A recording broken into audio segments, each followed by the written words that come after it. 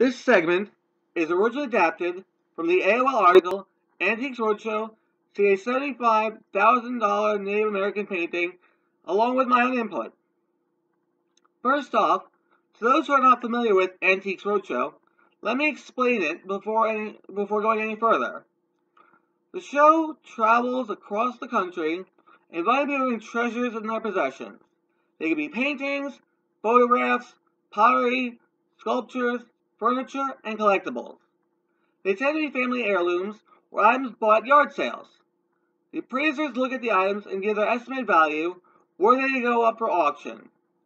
Some items may be unbelievably valuable. Some might be worth nothing.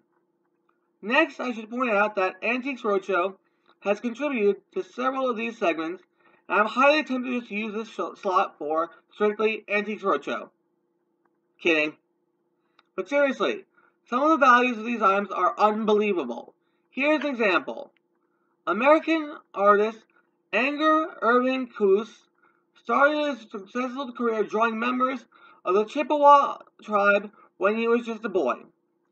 And we're guessing he never would have dreamed one of his works of art would be this valuable today.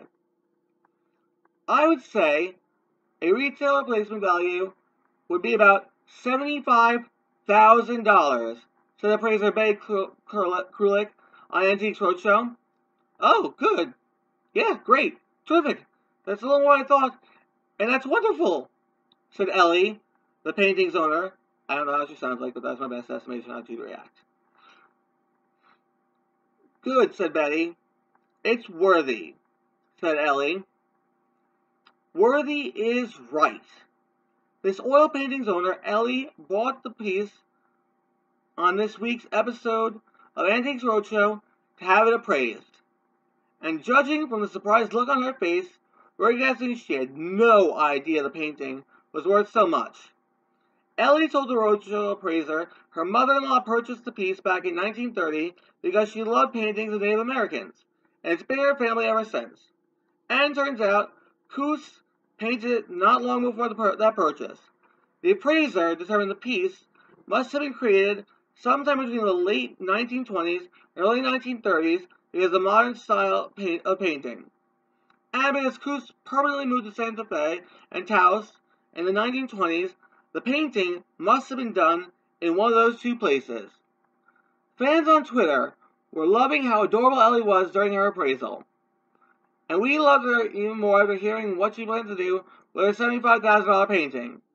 Go right back on the wall. It'll eventually go to, family. Keep it a family. Antiques Roadshow. Family values. Gotta love it. The moral of the story is, if you have an ugly painting, you can't figure out what the hell it is from your uncle, an ugly statue of a naked lady from your aunt, a crazy-looking piece of china you bought at a yard sale, anything you think is really rare or valuable, definitely think of bringing it to Antiques Roadshow. You never know. It might be valuable. Or it may be the crap you really think it is. Anyway, consider it.